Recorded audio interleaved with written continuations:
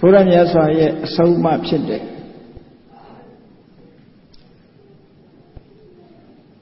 ဘုရားဒေသနာအတော်အရာနိဗ္ဗာန်ရောက်ကြောင်းကျင့်စဉ်တစ်ခုကျင့်ကြံကြိုးကုပ်အထောက်တဲ့ပုဂ္ဂိုလ်ပဲဖြစ်ဖြစ်တဏှာဝဆင်းရဲတဲ့မှာကျင်လီနေရတဲ့အခိုက်အတန့်အခါကာလမှာဆင်းရဲဒုက္ခတွေနည်းနိုင်တယ်နည်းသွားအောင်ကျင့်သုံးနေထိုင်ခြင်းအတွက်ဖြစ်စီစိတ်ဖြူစင်အောင်လုပ်ဖို့ဟာအမှန်တမ်းအရေးကြီးတယ်မြတ်စွာဘုရားသခင်ကိုရောမြတ်ကစိတ်ညစ်နွမ်းနေလို့ရှိရင်အခြေအနေစိုးတစ်ခုကိုယုံကျင်ဆိုင်ရလိမ့်မယ်စိတ်တွေတန်ကိလေထေဒုက္ခတိပါတိကင်္ခဒုက္ခတိဆိုတာအပင်ငရဲအပယ်ဆင်းရဲကိုရည်ညွှန်းတဲ့စကားဖြစ်တော့လဲဒုက္ခသဂတိဒုက္ခတိဆိုတဲ့အဓိပ္ပာယ်ဖွင့်ဆိုချက်အရာအပင်ငရဲကြတာဟာဒီတဲ့ပြင်းထန်တဲ့ဆင်းရဲဒုက္ခဖြစ်တယ်သို့တော့စိတ်ညစ်နွမ်းနေလို့ရှိရင်အပင်ငရဲမကြတောင်မှဒုက္ခတွေကြုံတွေ့နိုင်တယ်လို့သူတို့ပြောတယ်နော်ဒါကြောင့်စိတ်ညစ်နွမ်းနေလို့ရှိရင်ဒုက္ခရဲ့အနေအထားကိုဖြစ်ပေါ်စေနိုင်တယ်ဒုက္ခရောက်နိုင်တယ်ဒုက္ခကိုသာမျောလင့်နိုင်တယ်သို့သောလူတွေကမျောလင့်နေတာဒုက္ခကိုမျောလင့်တာမိတို့မျောလင့်တဲ့ဒုက္ခရမှာမဟုတ်ဘူးတဲ့ဒုက္ခကိုပဲရစိတ်တွေတန်ကိလေထေဒုက္ခတိပါတိကင်္ခတပည့်စိတ်တွေဝိတုဒ္ဓေဒုက္ခတိပါတိကင်္ခစိတ်စင်ကြယ်တန်ကျင်းပြီဆိုလို့ရှိရင်ဒုက္ခတိဘုံသို့မဟုတ်ဒုက္ခတဂတိချမ်းသာဒုက္ခရဲ့ဖြစ်ပေါ်လာဖို့ရအတွက်မျှော်လင့်နိုင်တယ်ချမ်းသာဒုက္ခဖြစ်လာနိုင်တယ်လို့အဲ့တော့ဆိုလိုတဲ့အဓိပ္ပာယ်ကိုခြုံငုံပြီးတော့ပြောရမယ်ဆိုရင်စိတ်နိုင်ရင်ဒုက္ခရောက်တတ်တယ်စိတ်ဖြူစင်လို့ရှိရင်ချမ်းသာဒုက္ခရနိုင်တယ်အဲ့ဒါလို့ဆိုလိုတာအဲ့တော့မြတ်စွာဘုရားရဲ့တရားတော်ဟာပြုပြင်ဖို့ဟောတဲ့တရားတွေကြီးပဲအဓိကရိုးဆိုတာကတော့တာမန်လောက်ပဲသို့သောဒီကနေ့လောကသားတွေကအရေးတကြီးအလေးထားပြီးတော့ပြင်းနေကြတာဘာတွေတုံးဆိုရုပ်ပဲပြင်းနေကြတာကောင်းမောကဆာမင်လေးလှအောင်ပြင်းတယ်ကိုယ်မျက်နှာလှအောင်ပြင်းတယ်ဝတ်တဲ့အဝတ်စားတွေလှအောင်ပြင်းတယ်ကိုယ်ပတ်ဝန်းကျင်တွေလှအောင်ပြင်းတယ်သို့သောစိတ်ကိုပြင်ဆင်ဖို့စိတ်ကိုလှအောင်ပြင်ဖို့ဆိုတာကြတော့တတိမရတဲ့လူကရာခိုင်နှုန်းများများဆိုလိုတာကစိတ်မှမလှရင်ရုပ်လည်းမလှနိုင်ဘူးလို့စိတ်ကိုအဓိကထားဟောတဲ့ဒေသနာဖြစ်လို့မြတ်စွာဘုရားရဲ့ဒေသနာကိုအပေါ်ယံလေးလေ့လာတဲ့ပုဂ္ဂိုလ်အချို့ကဘုရားရဲ့ဟောပြောချက်ဟာသို့မဟုတ်ဗုဒ္ဓဝါဒဟာ idealism ဆိုပြီးတော့ပြောကြတယ် idealism ဆိုတာစိတ်တာပဓာနစိတ်တာအရှိတရားအဖြစ်လက်ခံ idealism လို့ခေါ်မြတ်စွာဘုရားကအဲ့လိုမဟောဘူးစိတ်တာရှိတယ်လို့ဟောတာမဟုတ်ဘူးစိတ်ကိုပြင်ဆင်ရမယ်လို့သာဟောတာစိတ်ကိုဖြူစင်အောင်ထားရမယ်လို့ဟောတာစိတ်တာအရှိတရားဒီလိုပြောတာမဟုတ်ဘူးစိတ်ဟာအဓိကလို့ဒီလိုပြောတာလည်းမဟုတ်ဘူးစိတ်ဖြူစင်အောင်လုပ်ရမယ်အဲ့တော့သူတို့ဖွင့်ဆိုတဲ့ idealism ဆိုတာ ਨੇ တခြားစီဒါကြောင့်မို့ဘုရားဝါဒဟာတချို့ပြောသလိုနံဝါဒ idealism မဟုတ်ဘူးလို့ဒီ idealism ရဲ့စံကျင်ဘက်ကတော့ materialism လို့ခေါ်တယ်ရုပ်ဝါဒရုပ်ဝါဒဆိုတာရုပ်တာအရှိတရားစိတ်ဆိုတာရုပ်ကိုအကြောင်းပြုပြီးတော့ဖန်တီးဖြစ်ပေါ်လာတဲ့အရာလို့ဒီလိုမြင်ရှိတဲ့ပုဂ္ဂိုလ်တွေကလည်းရှိတာအဲ့တော့မြတ်စွာဘုရားရဲ့ တရားတော်တွေကိုလေးလာကြည့်မယ်ဆိုလို့ရှိရင်ရုပ်တာအရှိတရားမဟုတ်ဘူးယုံလည်းရှိတယ်နာလည်းရှိတယ်ယုံနဲ့နာနှစ်ခုပေါင်းစပ်လိုက်တဲ့အခါမှာစွမ်းရည်တတိဆိုတာရလာတယ်ဝိတ္တိမဲ့မှာကြည့်မယ်ဆိုလို့ရှိရင်ရူပံနိဋ္ဌိစံရုပ်ကြည်တက်တက်မှာဘာမှပါဝါမရှိပါဘူးတဲ့ရုပ်ကြည်တက်တက်ကစကားလည်းမပြောနိုင်ဘူးစားလည်းမစားနိုင်ဘူးသွားလည်းမသွားနိုင်ဘူးဒါမှမဟုတ်နိဋ္ဌိစရုပ်တက်တက်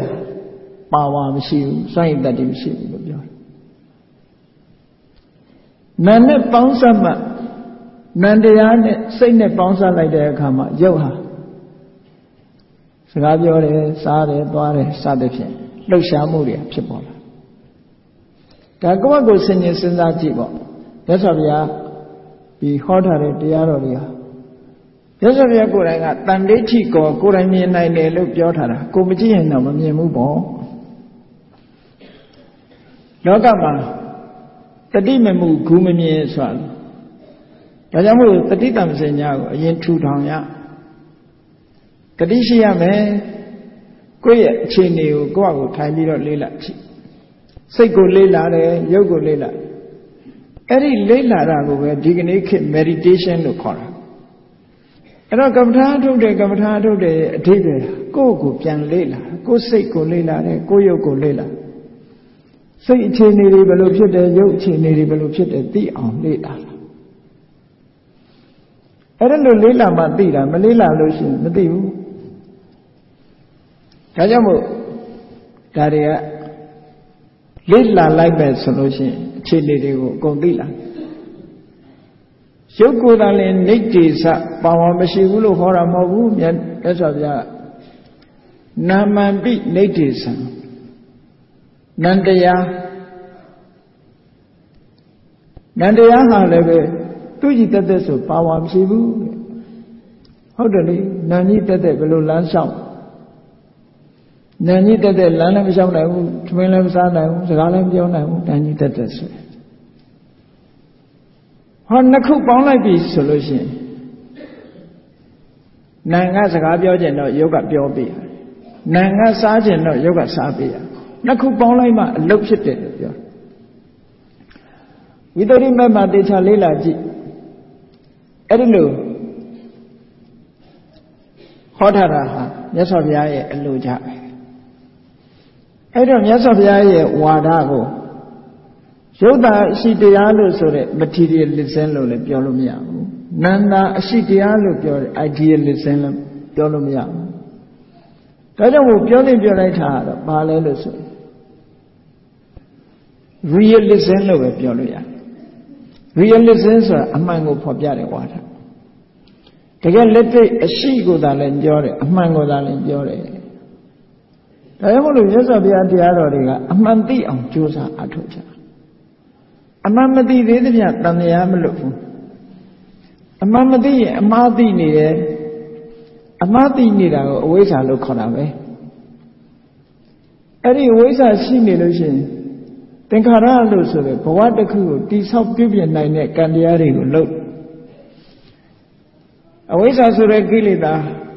သင်္ခါရဆိုတဲ့ကံနဲ့ကိလေသာနှစ်ခုပေါင်းစပ်လိုက်တဲ့အခါမှာဝိညာဏလို့ဆိုတဲ့ဘဝရဲ့အစတစ်ခုဖန်တီးတယ်ဝိညာဏဆိုတာရေဝင်ရအဖြစ်ပြောတဲ့စကားသင်္ခါရပြည့်စရာဝိညာဏနဲ့မကဘူးအတိညတပြမဘုံကြတဲ့အခါကျတော့သင်္ခါရပြည့်စရာဇီဝိတနဝကရုပ်ကိုဖန်ဆီးပေးတယ်လို့ဒီလိုပြောရုပ်တာရှိတဲ့ဘုံကြတော့ဝိညာဏမဟုတ်တော့ဘူးပေါ့အဲ့တော့ဆိုလိုတာကအမှန်မသိလို့ရှိကံနေရှိလာလိုက်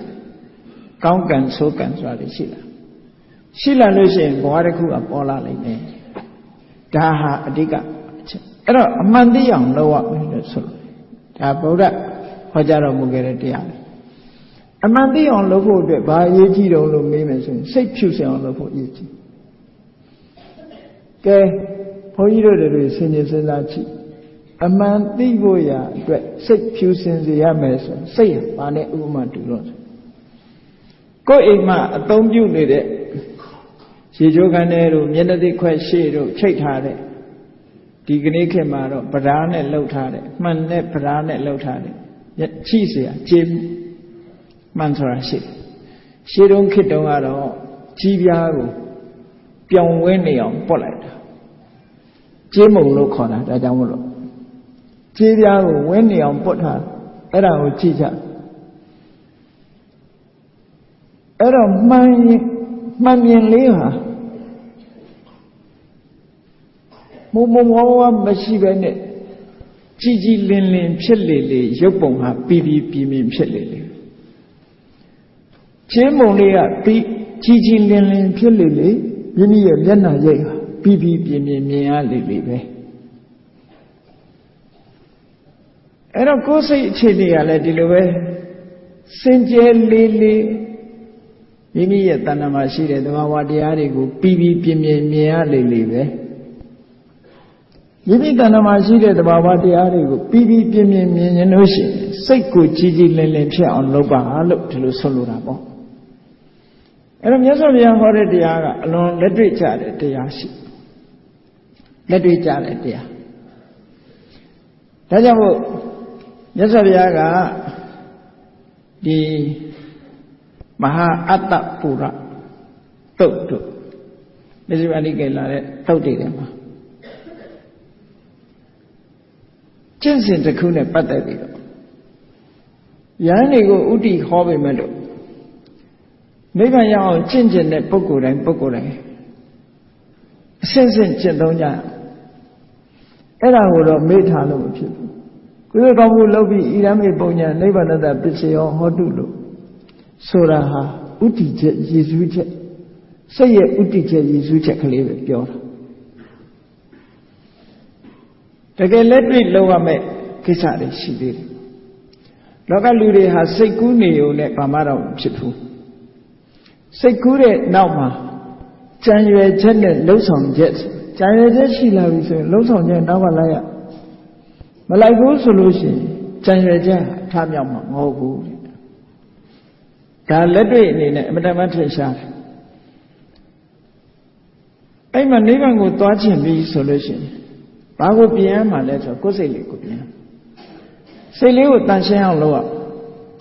စိတ်မှာညစ်ကြေးတွေရှိနေတယ်ခုနကြေးကိုမြင်ဟာမှုံဝါးဖြစ်နေလို့ရှိရင်ကိုယ်မျက်နှာရိပ်ဟာပြင်းပေါ်မှာမဟုတ်ဘူးပြင်းမမြင်ရလို့ရှိရင်မျက်နှာမှာဘာရှိတယ်ဆိုတာသိနိုင်မှာမဟုတ်ဘူးပေါ့ဒါကြောင့်မလို့စိတ်ကလေးကြည်လင်းလာပြီဆိုရင်အသိဉာဏ်လေးကလည်းတောက်ပြောင်လာမှာပဲ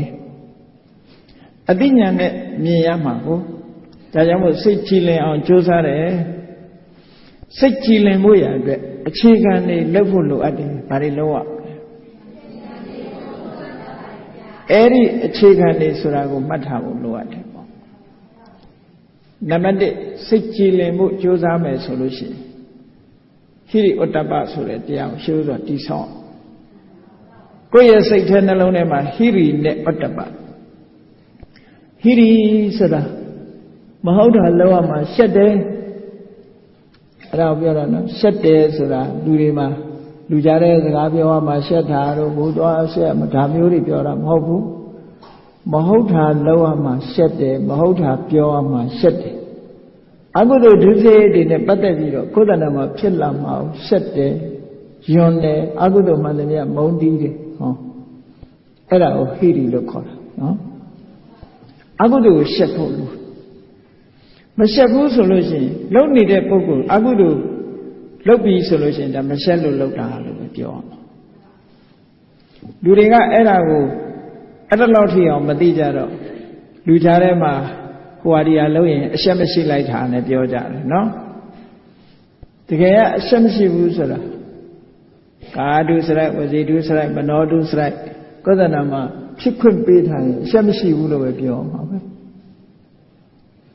အရှက်မရှိဘူးရဲ့အဓိပ္ပာယ်ကိုပြည့်ဝနားမလည်တဲ့အခါကျတော့အရာထဲမှာအရှက်မရှိဘူးဆိုတာမလုံးမချုံဝဋ္ဌာကိုအရှက်မရှိဘူးလို့ပြောခြင်းပြောမယ်လူကြားထဲမှာလမ်းပေါ်မှာထွက်ပြီးတော့ရံဖြစ်ရဲတာတို့အရာထဲမှာမြင်မကောင်း ရှုမကောင်းဖြစ်အောင်ဆဲတာဆိုတာကြားမကောင်းရှုမကောင်းဖြစ်အောင်ဆဲတာဆိုတာအဲ့ဒါမျိုးကြတော့အရှက်မရှိဘူးလို့ပြောကြတာအရှက်မရှိဘူးရဲ့အဓိပ္ပာယ်ကိုယ်တဏ္ဍမှာအကုသိုလ်တွေဖြစ်ခံနေတဲ့ပုဂ္ဂိုလ်တိုင်းဟာအရှက်မရှိဘူးလို့ပဲပြောအောင်ဘာကိုမရှက်တာတော့ဆိုအကုသိုလ်မရှက်တာလေအခုကလူတော့ရှက်ချင်ရှက်မှာပေါ့အကုသိုလ်မရှက်တာအဲ့တော့လူရှက်တာကတစ်မျိုးအကုသိုလ်ရှက်တာကတစ်မျိုးအဲ့ဒီနှစ်ခုကိုယ်ကိုပြပြသိဖို့လိုတယ်အကုသိုလ်ကိုရှက်ဖို့လိုတယ်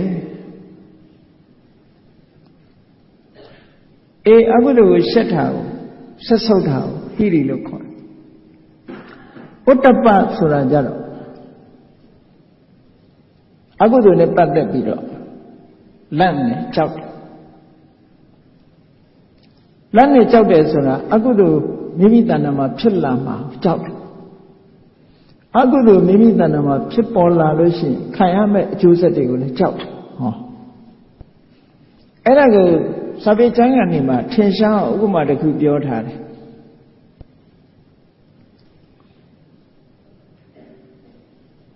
တန်တုံးကြီးတုံးဆိုပါစို့တစ်ဖက်ကမြီးဖုတ်ထားလို့ရဲနေဟိုတစ်ဖက်ကမစင်အညစ်အကြေးတွေလူးနေတယ်မစင်ညစ်ကြေးတွေလူးတဲ့ဘက်ကိုလည်းမကင်ဘူးဘာဖြစ်လို့တော့ယွန်လို့မိထိထားလို့မိပူနေလို့ရဲနေတဲ့ဘက်ကိုလည်းမကင်ရဲဘူးဘာလို့ပူမှကြောက်လို့လောင်မှကြောက်လို့အမကင်နာချင်းတော့တူတူပဲပေါ့အကုသိုလ်နဲ့ပတ်သက်ပြီးတော့ယွန်လို့မလှုပ်တာရဲ့ကြောက်လို့မလှုပ်တာရဲ့မလှုပ်တာချင်းတူတူပဲပေါ့ဟုတ်ကဲ့လားရွယ်ချက်ကယွန်လို့မလှုပ်တာကတစ်ခုကြောက်လို့မလှုပ်တာတစ်ခုအဲ့ဒီနှစ်ခုကိုမိမိရဲ့နှလုံးသားထဲမှာရှေးဥစွာတည်ဆောက်ရမယ်တဲ့လောကမှာရှိတဲ့ကိုချင်းသီလတွေဟာဟိရိဥတ္တပမရှိဘဲနဲ့ကိုချင်းသီလတွေဟာမပြည့်စုံနိုင်ဒါကြောင့်မို့လို့သီလတွေရဲ့အနိကဆုံးအကြောင်းတရားဆိုတာဟိရိဥတ္တပပဋ္ဌာနံတဲ့ဟိရိဥတ္တပဟာသီလရဲ့အနိကအကြောင်းတရားလို့ဆိုလို့အကုသိုလ်လုံးဝမရှက်တော့ဘူးအကုသိုလ်ကိုမကြောက်တော့ဘူးဆိုလို့ရှိရင်ဘယ်လိုမှသီလမလုံဘူးအဲ့ပုဂ္ဂိုလ်ဟာနော်သီလမလုံဘူးဟိရိဝတ္တပဖြစ်လာပြီဆိုလို့ရှိရင်သီလလုံလာတယ်သီလရှိလာတယ်ရှိလာတဲ့သီလဟာလည်းခိုင်မြဲလာဒါကြောင့်မလို့ရှေးဥစွာကိုယ်တဏ္ဍာမှာအခြေခံအားဖြင့်စိတ်ကိုဖြူစင်ဖို့ရအတွက်ဟိရိဥတ္တပကိုအရင်တိဆောက်ပါလို့ပြောတာအဲ့ဒါဟိရိဥတ္တပမှာအရင်မတိဆောက်ဖဲနဲ့တရားတွေသွားအထုတ်အထုတ်အောင်မဟုတ်အထုတ်အောင်ပါလေကောင်းတယ်အခြေခံမပါဘဲနဲ့သွားလှုပ်လာလို့ရှိရင်ပြန်လာတဲ့အခါမှာအရက်ထဲမှာဒုံရင်မဖြစ်နေတတ်တယ်ဒုံရင်ဖြစ်ရုံမကဘူးဘာလေးပါလာတော့ဆိုမာနလေးပါလာတယ်ငါတရားထုတ်သူတော့မထုတ်ဘူးဆိုအထင်လေးတစ်ခုပါလာပြီအဲ့ဒါအကုသိုလ်ထပ်ပိုးလာတာလို့ပဲခေါ်စိတ်ဟာစင်ကြဲလာတာမဟုတ်မာနကထပ်တွယ်ကပ်လာအဲ့ဒါမစင်စားသင့်ဘူးပေါ့နော်အဲ့မာနတရားဆိုတာဟာအတုကန္တနာပရဝမ္ပနာလို့ဆိုတဲ့ဟာအမှန်တမ်းမကောင်းတဲ့သဘောထားလို့ဒီလိုကိုယ်ကိုယ်တော့ထင်ကြီးတယ်ချီးမွမ်းတယ်သူများကိုတော့ထင်သေးတယ်ကဲအရှုပ်ချတယ်ဆိုတဲ့ဟာသူတော်ကောင်းတွေဆက်ဆုပ်တဲ့အမှုအကျင့်တစ်ခုပဲဒါကြောင့်မို့အဲ့ဒါမျိုးကိုယ်တဏ္ဍာမှာမဖြစ်စေရဘူးကိုယ်တဏ္ဍာမှာအဲ့ဒါမျိုးမဖြစ်စေရဘူးကိုတရားပဲကိုယ်နှလုံးသွင်းလို့ဟောနံပါတ်1ဟိရိဥတ္တပရှုဆိုတိဆောက်ပါတဲ့နံပါတ်2ကဘာလောက်ရမှာလို့ဆိုအဲ့ဒါတိဆောက်ထားလို့ရှင်ကိုယ်နဲ့ပြုလုပ်ရမယ်အကျင့်တွေစင်ကြယ်အောင်လုပ်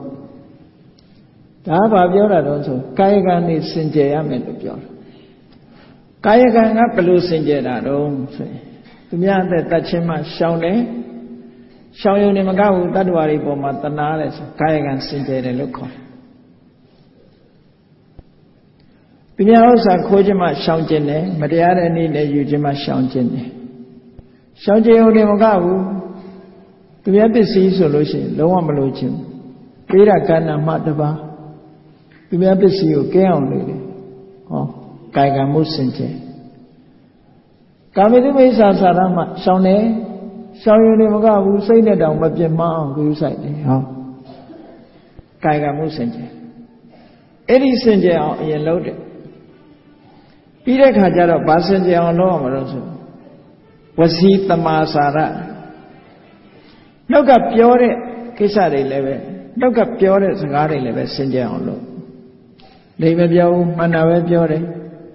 မတည့်အောင်မပြောဘူးညီညွတ်စေတအောင်သာပြောတယ်ဆဲရည်တိုင်းထွာရိုင်းပြတဲ့စကားကိုမပြောဘူးယဉ်ကျေးကျေးနားခံတာအောင်ပြောတယ်ကျင်နာတဲ့စကားမျိုးပဲပြောတယ်အကျိုးမဲ့စကားတွေကိုမပြောဘူးအကျိုးရှိတဲ့တရားစကားလိုဟာမျိုးပြောတယ်ဆိုဟောတာဟာနှုတ်နဲ့ပတ်သက်ပြီးစင်ကြယ်လာပြီလို့ပြောတယ်နောက်တစ်ခုကစိတ်နဲ့ပတ်သက်ပြီးတော့စင်ကြယ်အောင်လုပ်တရားပစ္စည်းကိုကိုယ်ပစ္စည်းအဖြစ်လို့တဲ့လောဘနဲ့ဘယ်တော့မှမတွေးဘူးတစ်ဖက်သားကိုပျက်စီးစေလို့တဲ့ဒီလူပျက်စီးသွားရင်ကောင်းမှာပဲဒီလူဘာဖြစ်သွားရင်ကောင်းမှာပဲနဲ့မကောင်းတဲ့ဟာဖြစ်သွားအောင်ဒေါသနဲ့တွေးတဲ့အတွေ့မျိုးကိုယ်တဏ္ဍာမှာဖြစ်စေကံဤအကျိုးကိုညှင်းပယ်တဲ့နတ္ထိကဝါဒအဲ့ဒါနဲ့ဆက်နွယ်ပြီးကံကိုညှင်းပယ်တဲ့ဒီအကရိယဝါဒကံရောအကျိုးရောနှမျိုးစလုံးညှင်းပယ်တဲ့အကရိယဝါဒဆိုတာမျိုးတွေအဲ့ဒါတွေကိုလက်ခံကျင့်သုံးတဲ့မိစ္ဆာဒိဋ္ဌိကိုယ်တဏ္ဍာမှာမရှိစေဘူးမှန်ကန်တဲ့အမြင်တစ်ခုရှိပြီဆိုရင်စိတ်စင်ကြယ်တယ်လို့ပြောတယ်နောက်တစ်ခုကတော့အသက်မွေးမှုစင်ကြယ်ရမယ်လူလောကဘဝမှာလူဖြစ်လာပြီလူလောကမှာလူဖြစ်လာပြီဆိုရင်စာဝတ်နေရေးဆိုတာပြည့်စုံအောင်လုပ်ရတယ်ဒါမှန်တယ်မလုပ်လို့မရဘူးလုပ်ရမှာပဲဘုန်းကြီးတွေရဲ့စာဝတ်နေရဲ့ဘာတော့သတ်သင်္ကန်းကြောင်းစေစာဝတ်နေလူတွေရဲ့စာဝတ်နေရဲ့ဘာတော့ဆိုစားစရာရဲ့ဝတ်စရာရဲ့နေစရာရဲ့မကြမ်းမာရဲ့ဆေးဝါးဒါပဲလေဘုန်းကြီးဖြစ်ဖြစ်လူဖြစ်ဖြစ်ပစ္စည်းလေးပါပဲ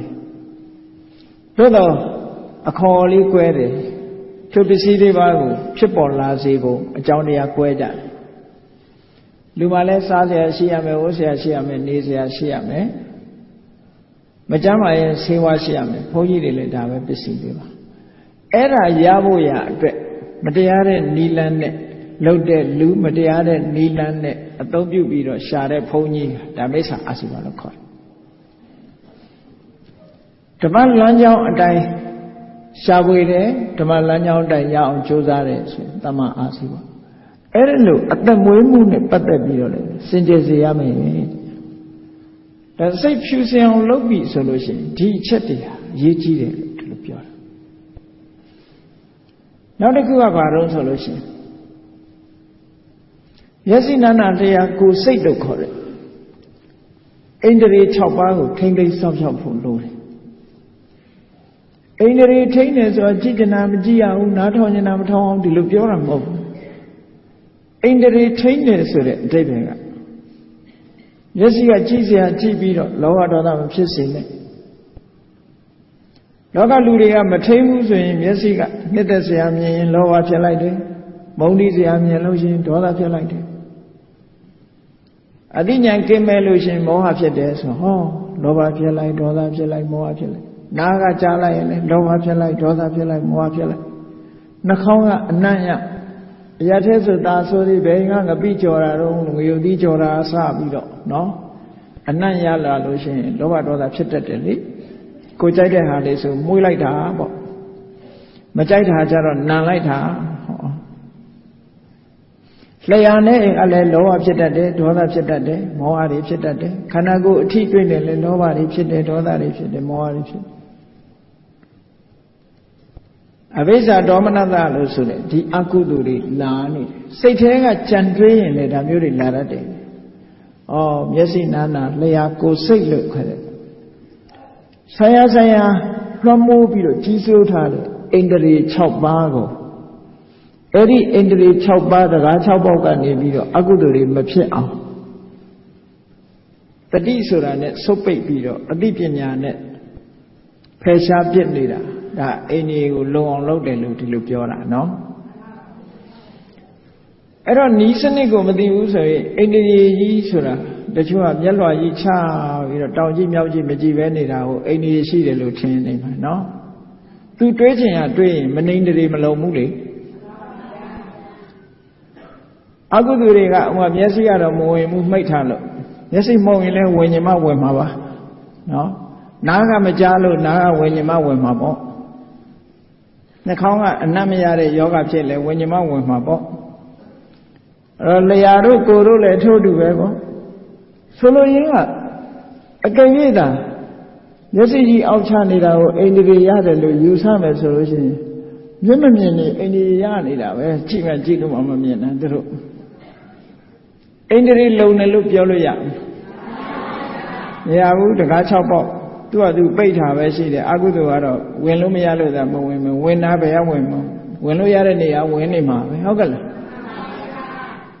ဆိုလိုတာကဝင်လို့ရတဲ့နေရာတွေမဝင်အောင်လုပ်တာဒါကိုပြောတာအိန္ဒိယဘာဝနာသုံးပါလေမြတ်စွာဘုရားဒါထိတိလင်းလင်းဟောထားတာရှိတယ်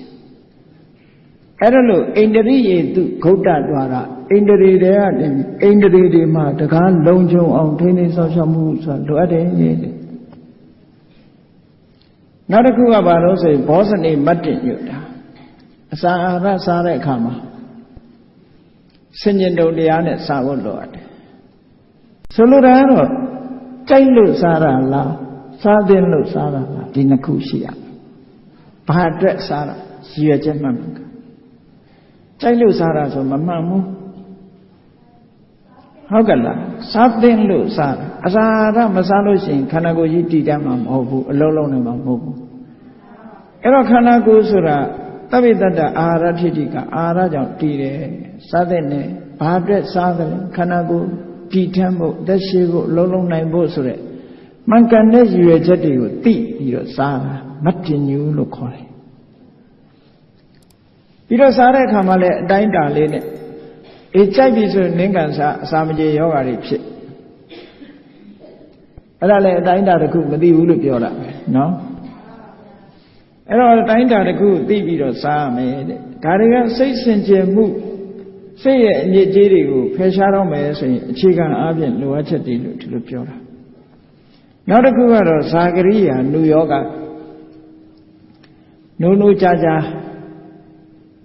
ကြိုးစားရနိုးနိုးကြာကြာကြိုးစားမိမိလျော်ရောလှုပ်ချင်တဲ့ခါလှုပ်မလှုပ်ချင်တဲ့ခါနေမဟုတ်ပဲနိုးနိုးကြာကြာကြိုးစားနိုးနိုးကြာကြာကြိုးစားတယ်ဆိုကိုယ်တဏ္ဍာမှာရှိတဲ့စိတ်ရဲ့အညစ်အကြေးတွေဖယ်ရှားပြစ်ဖို့ရချိန်ရှိတဲ့ထဲမှာကြိုးစားပြီးတော့အထောက်မှုအဲ့ဒါလို့ကြိုးစားတဲ့အဆင့်မှာဘာတွေလုပ်ရမလဲစိတ်ရဲ့အညစ်အကြေးတွေကဘာတွေအဖြစ်များသလဲဆိုတဲ့နေရာမှာဒီနေရာမှာစိတ်အညစ်အကြေးတွေကိုဖယ်ရှားရမယ်ဆိုတဲ့နေရာမှာကိလေသာတွေမှန်သမျှသို့မဟုတ်အကုသိုလ်မှန်သမျှတွေအညစ်အကြေးတွေကြီးပဲတို့တော့ဒီကနေ့ပြောချင်တဲ့အညစ်အကြေးကအမှန်တမ်းအရေးကြီးတဲ့အညစ်အကြေး၅မျိုးပေါ့အဲ့ဒါကိုစာပေကျမ်းကမှာနိဝရဏလို့ခေါ်တယ်နိဝရဏတရား၅ပါးလို့ခေါ်တယ်အဲ့ဒီအညစ်အကြေးကအမှန်တမ်းအရေးပါတယ်ဘာကြောင့်အရေးပါတာတုံးဆိုစိတ်ကိုပူပန်ဆင်းရဲစေတတ်ပြီးတော့ပညာဉာဏ်တွေကိုအပြော့သွားစေအကုသိုလ်ဆိုရင်တော့ပညာကိုအပြော့စေတာပဲအသိဉာဏ်တွေကိုမှုံဝါးသွားစေနိုင်တယ်အပြော့တယ်ဆိုအသိဉာဏ်မှုံဝါးသွားစေမှုံဝါးသွားတဲ့အသိဉာဏ်နဲ့ဘယ်လိုမှန်မှန်ကန်ကန်မြင်နိုင်မလဲမမြင်နိုင်ဘူးတဘာဝမမြင်နိုင်အဲ့ဒါကြောင့်လို့အသိဉာဏ်ကိုမှုံဝါးအပြော့သွားစေနိုင်တဲ့ဒီစိတ်ရဲ့အညစ်အကြေးတွေကိုဖယ်ရှားပြရမယ်တဲ့အဲ့ဒီစိတ်ရဲ့အညစ်အကြေးတွေဟာဘာတွေလဲလို့ဆိုကျင့်ညွတ်မှနိဝရဏတရား၅ပါးပဲပေါ့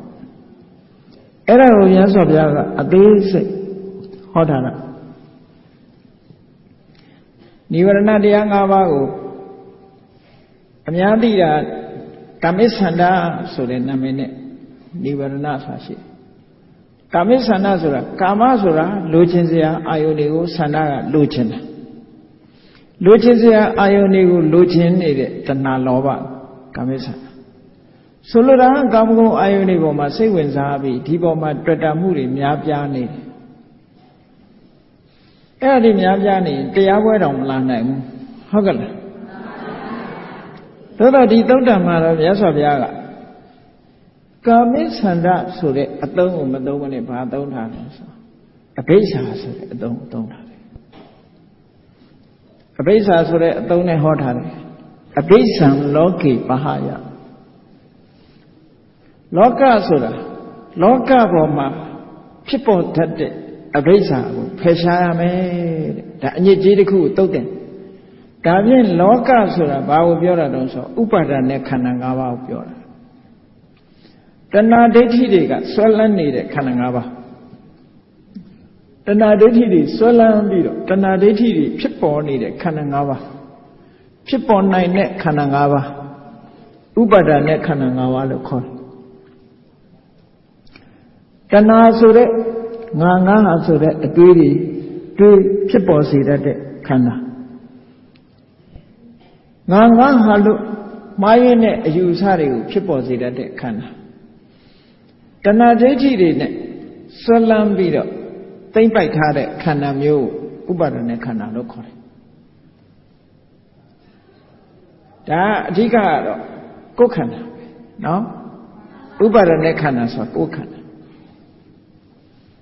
အာယုန်အနေနဲ့သိမ့်ပိုက်တာကိုပြောတာမဟုတ်ဘူးအာယုန်အနေနဲ့ကြတော့ကိုယ်ခန္ဓာတွေမဟုတ်ဘူးသူများခန္ဓာကိုတွေ့တာလည်းဖြစ်တာပဲလေနောက်ဆုံးမှတွေ့တာမှုကယဟန္တာပုဂ္ဂိုလ်ရဲ့ခန္ဓာတောင်သွားတွေ့တာရှိသေးတယ်လေကြားဥကြမှာပေါ့သောရိယတထေသာတို့အမတန်ချောမောတတ်ပဲလှပတဲ့ရှင်ကိစ္ဆာယနာငါရဲ့ဇနီးတယ်ဖြစ်ရင်ကောင်းမှာပဲလို့သွားတွေးသေးတာပဲဒါယဟန္တာရဲ့ခန္ဓာကိုယ်ကိုသွားပြီးတော့တွေ့တာတဲ့သဘောပဲပေါ့အမတန်ချောမောလှပတဲ့ဥပ္ပလဝဏထေရီကိုသူ့ရဲ့ဒီမောင်နှမဝမ်းကွဲတော်တဲ့ပုဂ္ဂိုလ်ကအမြဲတမ်းတွေ့တာစိတ်နဲ့အခွင့်အရေးချောင်းနေတာထေရီမကယဟန္တာမကြီးပဲလေအဲ့တော့ယဟန္တာမကြီးရဲ့ခန္ဓာကိုယ်ကိုလည်းပဲပုရုဇဉ်ရဲ့တဏှာဒိဋ္ဌိကတွေ့တာပဲအဲ့ဒါလို့အာယုန်နဲ့တွေ့တာကိုဆိုလိုတာမဟုတ်ဘူးတဲ့ဘုန်းကြီးတို့ကိုယ်ခန္ဓာကိုယ်ကြတော့တဏှာအမြင်နဲ့လဲငါဟာလို့မြင်တယ်ဒိဋ္ဌိအမြင်နဲ့လဲငါရဲ့အတ္တလို့မြင်တယ်အဲ့ဒီအမြင်တွေနဲ့တွဲပိုက်သိမ့်ပိုက်ထားတဲ့မှတ်ယူထားတဲ့ခန္ဓာကိုယ်ဥပါဒณะခန္ဓာလို့ဒီလိုဆိုတယ်အာယုံအဖြစ်မဟုတ်ဘူးသူတို့ကဒီမှာ remain ဖြစ်နေ line latent နဲ့အနုတ္တယဓာတ်အနေနဲ့ကိန်းနေတာပြောတာဒီခန္ဓာမှာအဲ့ဒါတွေကိန်းနေကိုယ်ခန္ဓာကိုယ်မှာလူတွေကြည့်လေဣတ္တမမဒါငါဟာပဲနော်ဣတ္တမမဆိုတဲ့အတွေ့လေးနဲ့နေတာလေဧသောမေအတ္တငါရဲ့အတ္တပဲဟောဒီလိုတွဲနေတဲ့အဲ့ဒီတွေ့တာမှုတွေရဲ့ပေါက်ဖွားရာခန္ဓာကိုဥပါဒณะခန္ဓာလို့ဒီနေရာမှာဆိုအာယုံပြုတာကတော့ဘုရားရဲ့ရုပ်ကိုလည်းပဲဘုရားဆိုတာအမတ္တမမြတ်စွာဘုရားရဲ့ရူပကာယတော်အမတ္တမကြီးညိုစရာကောင်းတာပဲရုပ်ကိုကြီးညိုလို့ရှိရင်ရှင်ဝက်ကလိတို့ကြည့်ပါလားဘုရားရဲ့ရုပ်အစင်းကိုဖူးနေရလို့ရှိရင်သူ့စိတ်ထဲမှာမခွဲနိုင်မခွာရဲ့ချောလိုက်တာလှလိုက်တာဆိုပြီးတော့ဘုရားကိုကြည့်နေရရင်ကျဉ်တ်နေအဲ့ဒါလိုကျဉ်တ်နေလို့မြတ်စွာဘုရားကိန်းတိဝက်ကလိဣမိနာပုရိကာယေနဒိဋ္ဌိနာဒီခန္ဓာကိုယ်အကောင်ပေါက်ကြီးကြည့်နေလို့မင်းဘာအကျိုးရှိမှလဲယောဓမ္မံပတ္တတိသောမံပတ္တတိဓမ္မမြင်မှငါမြင်မှာပေါ့ဒီလိုမြတ်စွာဘုရားကမှန်ကန်တဲ့လမ်းကြောင်းကိုဖြောင့်ပေးတာအဲ့တော့ဘုရားရဲ့ရုပ်အစင်းပေါ်မှာလည်းလူတွေကတွေ့တာမှုဆိုဖြစ်တာပဲပေါ့အဲ့တော့ယန္နာရဲ့ခန္ဓာကိုယ်တွေကအာယုံအပြင်တော့ဖြစ်နိုင်တယ်သို့တော့အဲ့ဒီယန္နာရဲ့ခန္ဓာကိုယ်မှာဘုရားရဲ့တဏ္ဍမှာဒီတဏှာတွေဥပါဒဏ်တွေယန္နာပုဂ္ဂိုလ်ရဲ့တဏ္ဍမှာတဏှာတွေဥပါဒဏ်တွေမရှိတော့တဏှာဥပါဒဏ်လွတ်နေတဲ့ခန္ဓာကိုယ်လို့ဒီလိုပြောလို့ရတာပေါ့အဲ့ပေါ်မှာဒီမိန်ဖြစ်နေတာမဟုတ်ဘူးလို့အဲ့တော့ဒီမှာအဘိဓံလောကေပါဟယလောကဆိုဥပါဒณะခန္ဓာဘယ်ခန္ဓာမှာကိုယ်တွဲနေတယ် ကြည့်လေ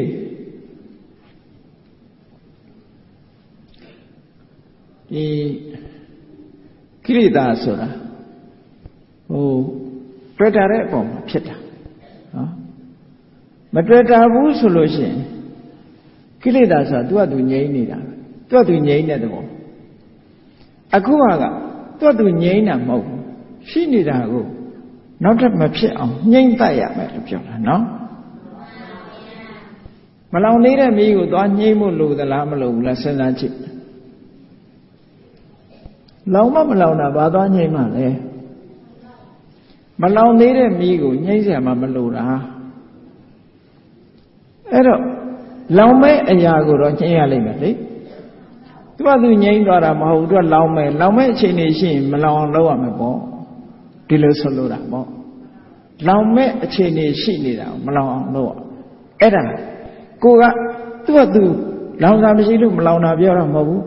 လောင်မဲ့အခြေအနေရှိနေလို့ရှိရင်လောင်မဲ့အခြေအနေတွေကိုဖျက်ဆီးပြစ်နိုင်အောင်ကြိုးစားရမယ်ဒါပြောတာဒါကြောင့်မို့ဥပါဒณะခန္ဓာပေါ်မှာတဲ့အဘိဓါဆိုတာဒီနေရာမှာအရာထဲမှာပြောတဲ့မနောကံအရာမှာပြောတဲ့အဘိဓါဆိုတာသူများပစ္စည်းကိုယ်ပစ္စည်းဖြစ်ခြင်းမှုဆိုတဲ့ဒီဝိသမလောဘအဲ့ဒါကိုပြောတာမဟုတ်ဘူးအဘိဓါဆိုတာလူတဦးကကြည့်လေမျက်စိနဲ့အာယုံတစ်ခုကိုမြင်လိုက်လို့ရှိရင်အဲ့ဒီအာယုံပေါ်မှာတွေးမနေဘူးလား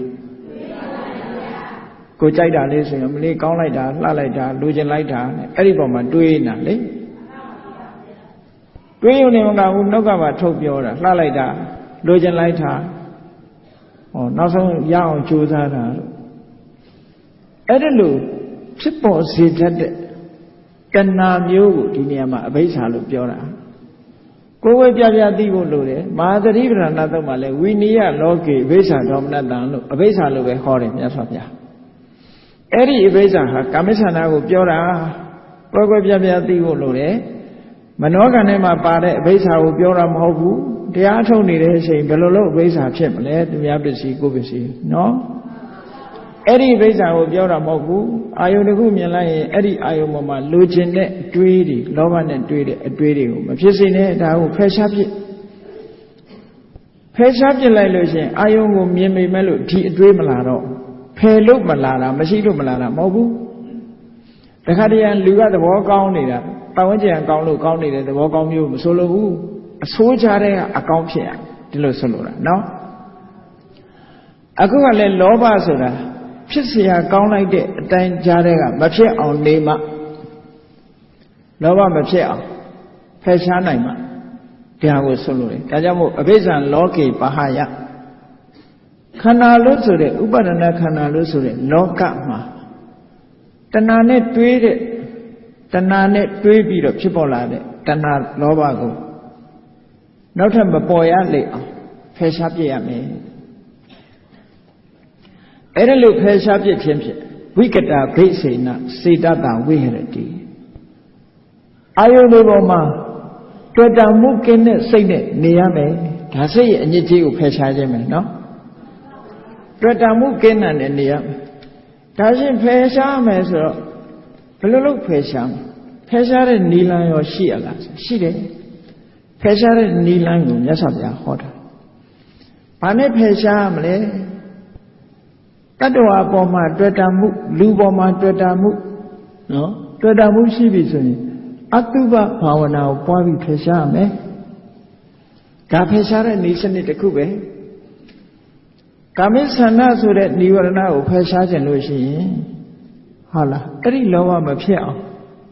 ဆန့်ကျင်မဲ့အာယုန်တစ်ခုကိုယူရလှတယ်လို့ထင်ပြီးတော့ကိုယ်စိတ်ကလောဘဖြစ်ရင်မလှတာကိုရွေးပြီးတော့ရှာတွေးရမယ်လို့ဆိုလိုတယ်လှတာကိုလှတယ်လို့တွေးနေလို့ရှိရင်ဒါတွေကလာတော့မှာပေါ့နော်ရှိပါလားဓမ္မပဒမှာဟောထားတာရှိတယ်လေအတုပနုပတ္တိဝိဟရန္တာအိန္ဒရိယေတုအတံဝုတ္တဆိုတော့တုပနုပတ္တိဝိဟရန္တာအိန္ဒရိယေတုအတံဝုတ္တလှတယ်လို့ရှုနေမယ်အိန္ဒြေကိုထိမ့်သိမ်းဆောက်ရှောက်မှုမဖြစ်ဘူးဆိုလို့ရှိရင်အဲ့ဒီပုဂ္ဂိုလ်ဟာဒီကာမိဆန္ဒဆိုတဲ့လောဘတွေလွှမ်းမိုးသွားမှာပဲ အဲ့ဒါကြောင့်မလို့မလွှမ်းမိုးရအောင်အတုဝနုပတ္တိဝိဟရန္တအိန္ဒြိယေသူသူတံဟုတ်အိန္ဒြေထိမ့်သိမ်းဆောက်ရှောက်ပြီးမလှပဘူးဆိုတာကိုမြင်အောင်ကြည့်ရမယ်လို့ဒီလိုပြောတာဧပမာတွေကအတုပဆိုလို့ရှိရင်တော့ဟိုအနိစ္စရောက်တဲ့လူပဲအောင်းမိတ်တေဓမ္မအတုပလို့ထင်တာနော်အခုကမသေးခင်ကအတုပကိုသိမြင်အောင်လုပ်ဖို့လိုတာပေါ့မသေးခင်ကအတုပဆိုဟုတ်တယ်လေမနဲ့မိုးလင်းလာလို့ရှိရင်ဘာအရင်လောက်ရအဲ့မသေးပဲထားကြည့်လို့ရှိရင်ကိုယ့်ကိုယ်တော်သတိမှမဟုတ်ဘူးနော်အဲ့ဒါလို့ဒါကြောင့်မလို့ကိုယ်တဏ္ဍာမှာအညစ်အကြေးတွေအမတန်ထွက်ပြီးတော့မတင့်တယ်တာတွေကိုဆင်ញင်စဉ်းစားပေးရမယ်ဒါတစ်ခုတကယ်ကတော့အဲ့ဒီအတုပ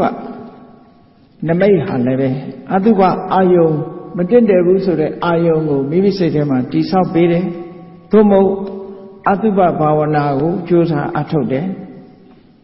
အိန္ဒြေတွေကိုထိမ့်သိမ်းဆောက်ရှောက်တယ်အစာအာဟာရနဲ့ပတ်သက်ပြီးအတိုင်းအတာတစ်ခုကိုသိတယ်ဒီအဘိဇ္ဇာဆိုတဲ့ကာမိသန္တာလောဘတွေမပေါ်လာအောင်ဟောပြောပြသပေးမဲ့ကလျာဏမိတ်တဆိုတာရှိတဲ့နဲ့နောက်ပြီးတော့အဲ့ဒီကာမဂုဏ်အာယုန်တွေကခင်းရခင်းချောင်းတက်လျော်တဲ့တရားစကားကိုနာယူမှတ်သားဖို့ဆိုတာလေလိုအပ်တယ်အထက်ကရာမှာကျတော့အဲ့ဒါလို6မျိုးပြဒါကာမိသန္တာပယ်ဖို့ရတရား6မျိုးကြိုးစားမယ်နံပါတ်1ကအတုပနမိတ်ကိုမှတ်ယူအောင်နံပါတ်2ကအတုပဘာဝနာကိုပွားရမယ်နံပါတ်3ကအိန္ဒြေကိုထိမ့်သိမ်းဆောက်ရှောက်နံပါတ်4ကဘောဇဉ်နဲ့ပတ်သက်အစာအာဟာရနဲ့ပတ်သက်ပြီးတိုက်တာကိုသိရမယ်နံပါတ်5ကမိတ်ကောင်းဆွေကောင်းရှိရမယ်နံပါတ်6ကတင့်လျော်လျောက်ပတ်တဲ့တရားစကားကိုနာကြားရမယ်လို့ဆိုလိုတယ်ဟောအဲ့ဒီ6ခုကြိုးစားအထုတ်ခြင်းဖြင့်မိမိရဲ့စိတ်ထဲမှာဖြစ်တဲ့အညစ်အကြေးလို့ဆိုတဲ့ကာမိသန္တာဒီနိဝရဏတော့မဟုတ်အဘိဇ္ဇာဆိုတဲ့ကာမိသန္တာနိဝရဏကိုဖယ်ရှားပြနိုင်တယ်ဒါစိတ်ရဲ့အညစ်အကြေးများကိုဖယ်ရှားခြင်းဆိုတာဒါနဲ့ဖယ်ရှားမှာလို့ဆိုလို့လေနော်ဒီလိုဖယ်ရှားဟောနောက်တစ်ခုကဘာတော့ဆိုလို့ရှိရင်ဗျာပါဒလူတွေကကောင်းတာနဲ့တွေ့ရင်လိုချင်တယ်ကောင်းတာနဲ့တွေ့ရင်လောဘဖြစ်တယ်မကောင်းတာနဲ့တွေ့ရင်ဘာဖြစ်လဲဆိုရင်ဒေါသဖြစ်တယ်အဲ့ဒီဒေါသဆိုတာလဲစိတ်ရဲ့အညစ်အကြေးတစ်ခုပဲတဲ့အဲ့ဒီဒေါသကိုလည်းပဲဖယ်ရှားပြီးတော့ကြည်လင်အေးမြတဲ့စိတ်တတ္တဝါတွေအလုံးပေါ်မှာခွင့်လွတ်သိခံပြီးအကျိုးစီးပွားကိုလိုလားတဲ့စိတ်နဲ့နေနိုင်အောင်ကြိုးစားပါတဲ့အဲ့လိုနေနိုင်အောင်အတွက်ဗျာပါဒဆိုတဲ့ဒေါသကိုဖယ်ရှားဖို့ရအတွက်ဘာတွေလိုအပ်တုံးဆိုမေတ္တာရဲ့အာယုန်နမိတ်မေတ္တာရဲ့အာယုန်နမိတ်ဆိုတာဘာလဲဆိုရင်မေတ္တာထားလို့လွယ်တဲ့ကိုယ်နဲ့ခင်မင်တဲ့ပုဂ္ဂိုလ်အဲ့ဒီပေါ်မှာမေတ္တာပွားဒီလိုဆိုလို့ပြည့်ရပုဂ္ဂိုလ်ပေါ်မှာမေတ္တာပွား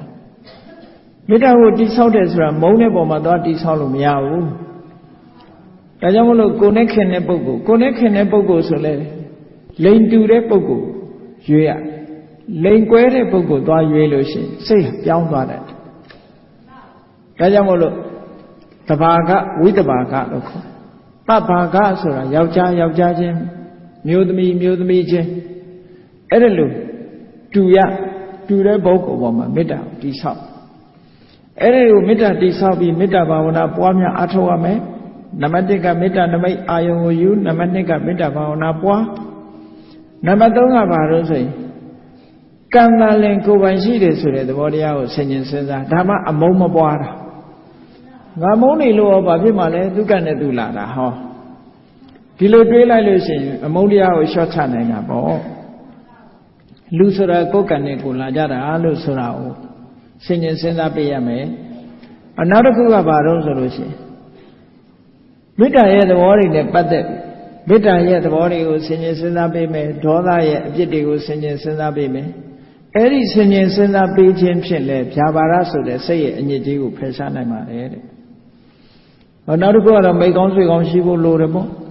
မိကောင်းဆွေကောင်းရှိရမယ်နောက်တစ်ခုကတော့တင့်လျော်လျောက်ပတ်ကောင်းမြတ်တဲ့တရားစကားမျိုးကြားနာရမယ်ဟုတ်လား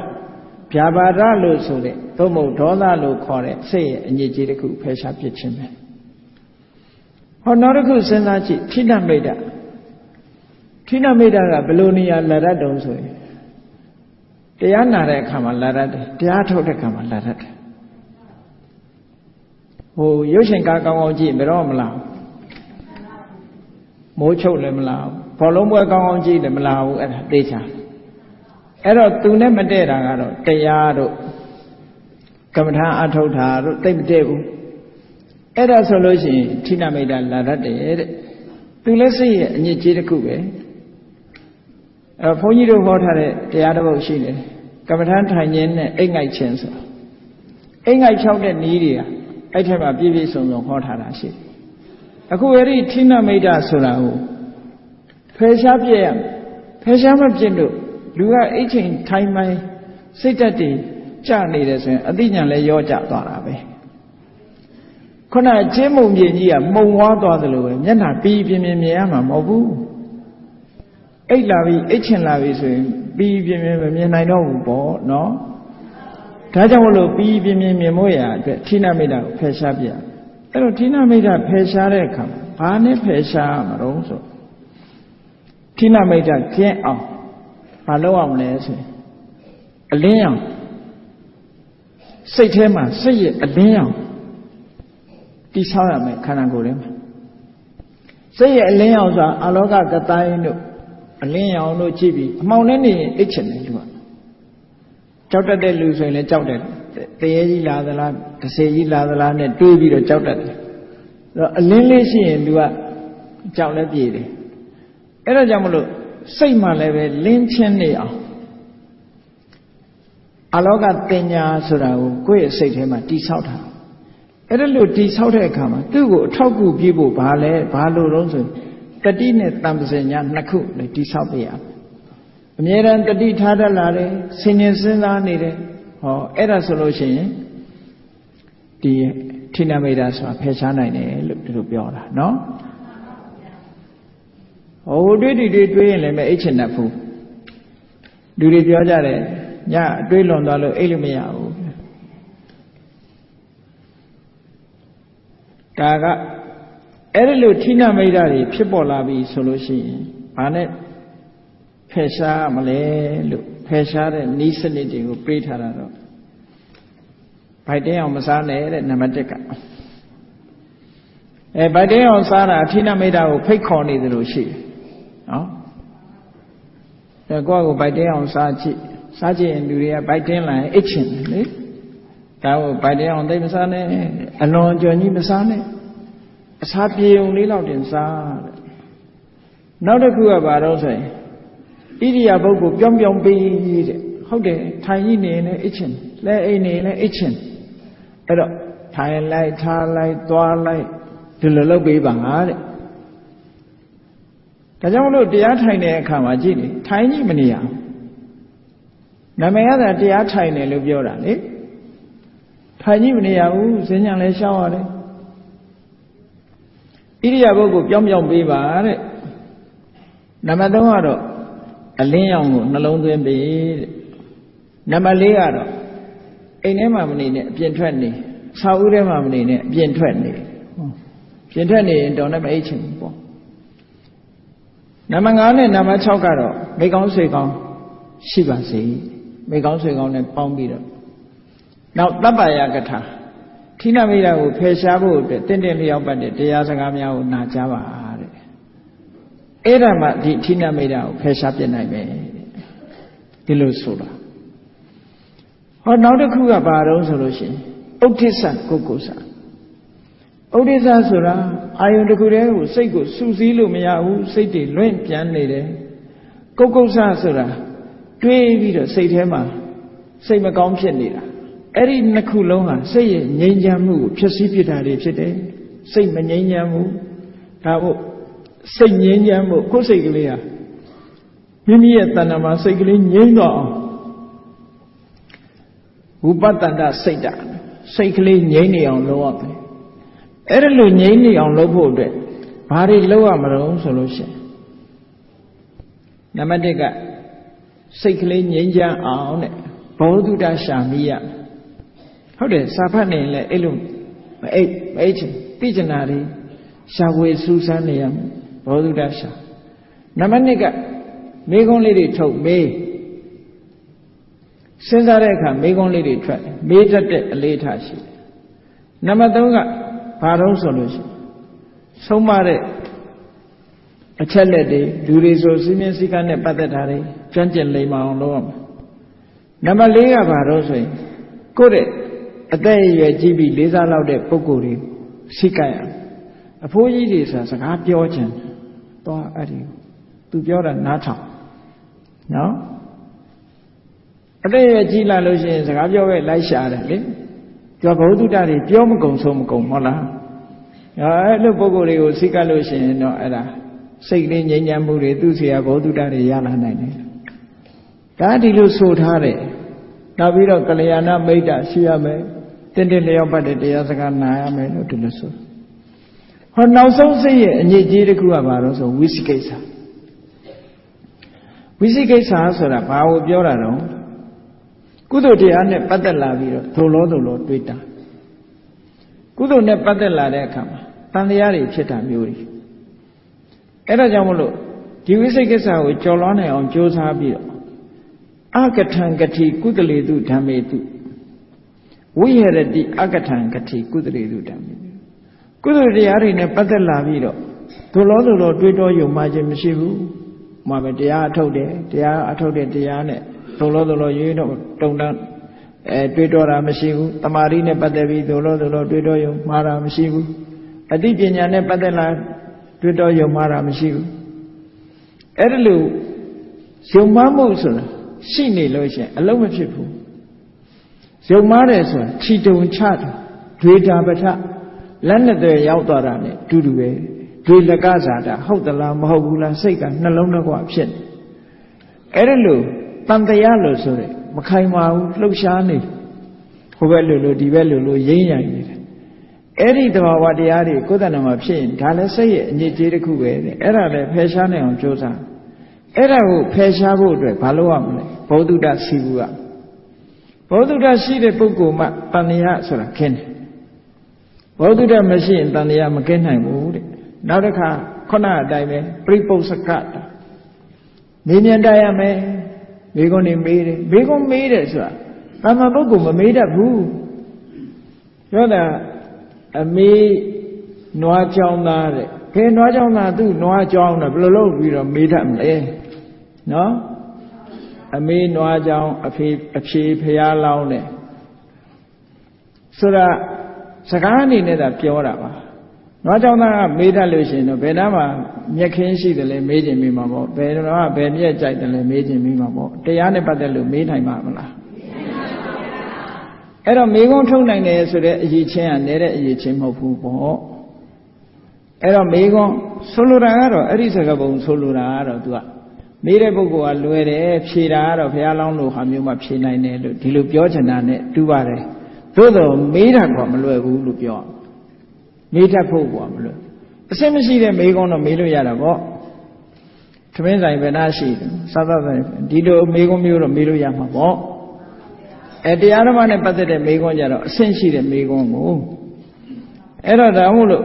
မေးခွန်းမေးထားရမယ်စီမင်းစည်းကမ်းနဲ့ပတ်သက်ပြီးတော့ကျွမ်းကျင်လိမ္မာမှုရှိရမယ်နောက်တစ်ခုကဘာလို့ဆိုအရာရာဟာစိတ်ကိုဆုံးဖြတ်နိုင်ရမယ်ဆုံးဖြတ်တဲ့အလေးချင်းတစ်ခုလို့ဒါပဲသိကြတယ်ဆိုတဲ့ဆုံးဖြတ်မှုလေးချင်းရှိရနောက်မိကောင်းဆွေကောင်းရှိရမယ်သင်လျော်လျောက်ပတ်တဲ့တရားစကားမျိုးကိုနားရမယ်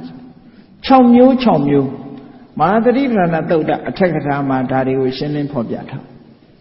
အဲ့ဒီစိတ်ရဲ့အညစ်အကြေးတွေကိုဖယ်ရှားပစ်ဖို့ဒီနည်းစနစ်တွေကိုစာပေကျမ်းဂန်ထဲမှာအပြည့်စုံပေးထားတယ်။ဘာဖြစ်လို့ဒီစနစ်တွေဒီအဘိဇ္ဇာပြပါဒဌိနမိတ်တဥဒိစ္စကုက္ကုဇဝိသိကိစ္စဆိုတဲ့ဒီနိဝရဏတရားတွေကိုဖယ်ရှားပြရမလဲလို့ဆိုရင်နိဝရဏဆိုတာစေတသောဥပ္ပကိလေသာစိတ်ကိုညှဉ်းနှွမ်းစေတတ်တယ်စိတ်ကိုပူပန်စေတတ်တယ်စိတ်ကိုနှိပ်စက်တတ်တယ်သူတို့ဖြစ်လာရင်စိတ်မချမ်းသာဘူးနော်စိတ်မချမ်းသာဘူးစိတ်ဆင်းရဲလာတယ်အဲ့ဒါကိုယ့်အကိုဟုတ်မဟုတ်ကိုယ့်ကိုစဉ်းစားကြည့်နော်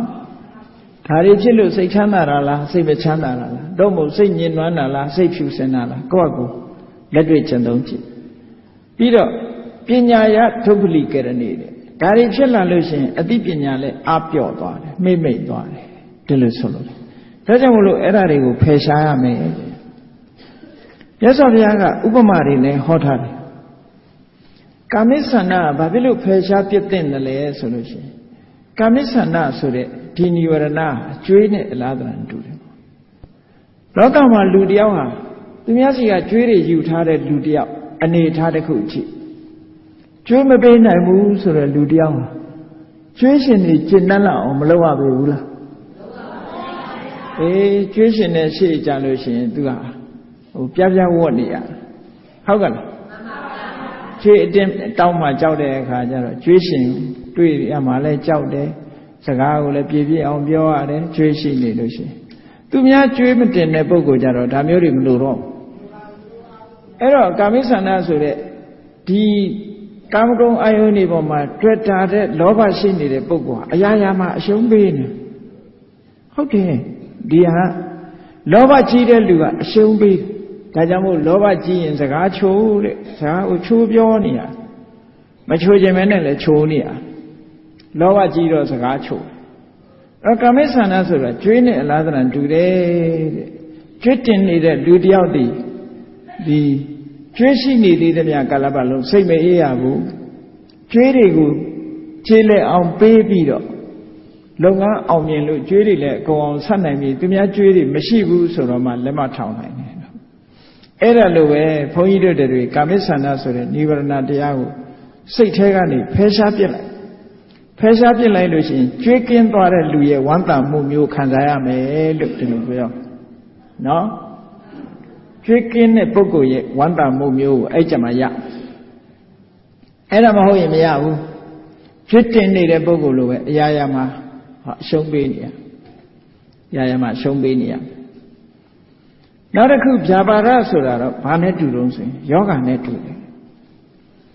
ယောဂဖြစ်နေတဲ့ပုဂ္ဂိုလ်တရားဟာလေ့ကြည့်ထွင်းလဲစားလို့မကောင်းဘူးစိတ်ထဲမှာလည်းမပျော်ဘူးဟောယောဂရှိနေပြီဆိုလို့ရှိရင်ဘယ်ဟာမှအရသာမရှိတော့စိတ်ဆိုးနေတဲ့လူတယောက်ဟာလည်းအဲ့တိုင်ပဲဘာမှမထူနော်ဒေါသဖြစ်နေတဲ့ပုဂ္ဂိုလ်တယောက်ကဲကလေးလေးတွေစိတ်ကောက်နေရင်ထမင်းစားရလားစားဘူးနော်နေမကောင်းနေတဲ့လူရောထမင်းစားရလား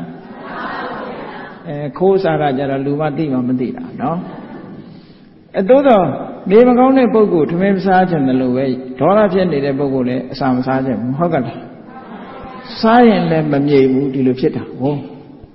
အဲ့ဒါကြောင့်မို့လို့ဗျာပါဒဆိုတာစိတ်ကိုဖောက်ပြားသွားစေတယ်လို့ယောဂနဲ့အလားတန်တူတယ်ယောဂပျောက်လို့ကျမ်းမာလာတဲ့ပုဂ္ဂိုလ်တယောက်